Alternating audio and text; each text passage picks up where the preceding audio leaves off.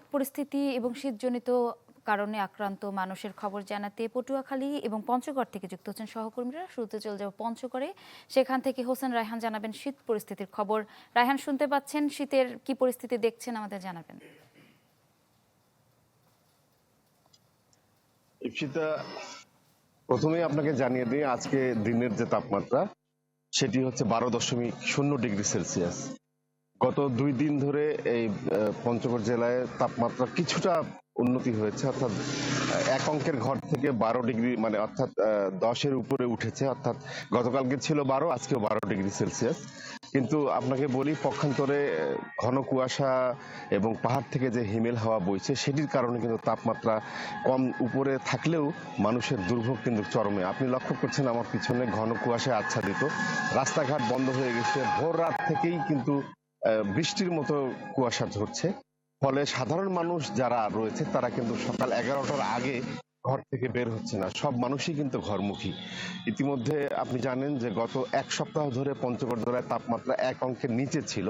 আমি আবহাওয়া অধিদপ্তরের সাথে কথা বলেছি, তারা জানিয়েছে যে এই ডিসেম্বরের শেষ সময় এবং পুরো জানুয়ারি মাস জুড়েই তাপমাত্রা এক অঙ্কের নিচে নেমে যাবে। সেই ক্ষেত্রে সর্বনিম্ন তাপমাত্রা 4 থেকে 6 ডিগ্রি করে উঠানামা মৃদু সহ মাঝারি শৈত্যপ্রবাহ একাধিকবার বয়ে যাবে, এরকম পূর্বাভাস তাদের কাছে রয়েছে।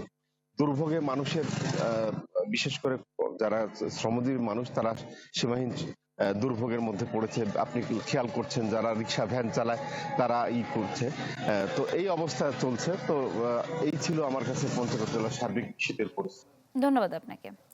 শীতজনিত নানা রোগে আক্রান্ত হচ্ছেন মানুষ, প্রতিদিন হাসপাতালে ভর্তি হচ্ছে নতুন নতুন রোগী। এ বিষয়ে আরো জানাতে পটুয়াখালী থেকে যোগ দিচ্ছেন এম কে রানা। রানা, কি পরিস্থিতি দেখছেন?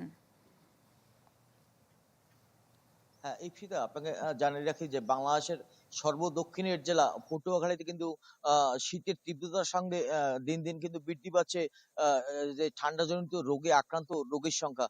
আমি এখন দাঁড়িয়ে রয়েছি পটুয়াখালী 250 শয্যা বিশিষ্ট যে জেনারেল হাসপাতাল রয়েছে সেই হাসপাতালের প্রবেশ মুখে।